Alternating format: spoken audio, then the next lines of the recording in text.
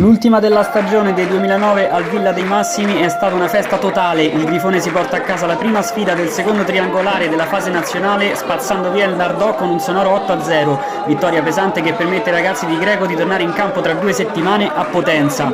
Un dominio, quello rossoblù, esercitato fin dai primi minuti, pronti ad aggredire ed andare sempre in verticale. Si accende subito Serpente al terzo, spezza il raddoppio con un'ottima traccia per 0. Bella giocata del 9 che però poi alza troppo il pallone nel tentativo di superare Longo. Poco dopo, da fermo Notarianni pennella per la rosa che tocca di testa senza trovare lo specchio.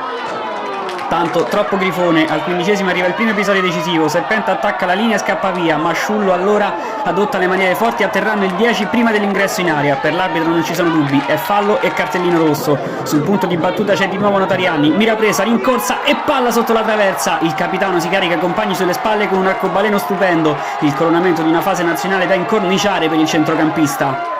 Il Nardò fatica e non poco, Vermicelli addomestica sulla linea laterale, serve Cinciu che sceglie il centro, subentra la rosa, palla fantascientifica per Vermicelli che riceve in aria e batte di nuovo Longo, il 17 però era in fuorigioco. Ma di problemi non ce ne sono, i pugliesi non riescono a uscire, break in Notarianni e poi palla in fondo al sacco e raddoppio per un Grifone praticamente perfetto che fa impazzire tutto il popolo rossoblù. Nel finale di frazione i ragazzi di Greco chiudono di fatto la partita, sfondano ancora a destra dove c'è il solito Vermicelli a far tremare la difesa, guadagna il fondo, poi mette al centro dove è Serpente a farsi trovare pronto, depositando in porta la palla più facile di tutte. Il 10 colpisce ancora, secondo gol consecutivo nella fase nazionale per lui che poi va in panchina a prendersi l'abbraccio di mister Greco e del suo staff. Un Grifone perfetto!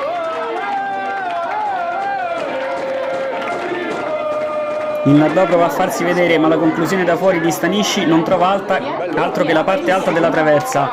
Altra espulsione per i pugliesi che rimangono in 9. Nella ripresa il Grifone non arretra, pronti via e Castellana prova a metterci la firma. Longo si distende ed evita il peggio, solo per il momento però, perché poco dopo la rosa riconquista.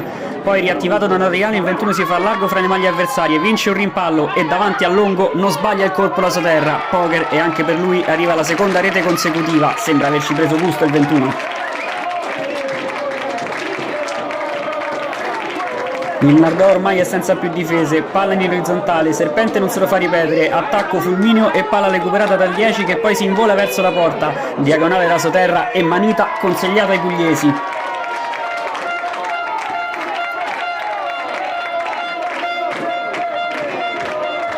La palla del game set match porta la firma di Veroni, la rosa batte, lui colpisce di testa siglando il 6-0 con il suo primo gol in stagione. Non poteva scegliere momento migliore il difensore al rientro dalla squalifica.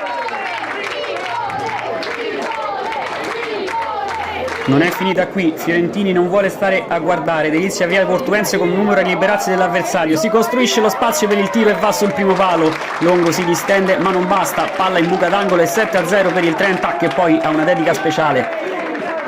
Altro rosso per il Nardò che chiude in 8 così come i gol che subirà, nel finale Cardillo si invola sulla destra e non perdona Longo nel duello a tu per tu. Apoteosi totale per il Grifone che mette sul piatto un'importante prova di forza, ora appuntamento a Potenza da 2 settimane per alimentare il sogno ancora custodito in segreto.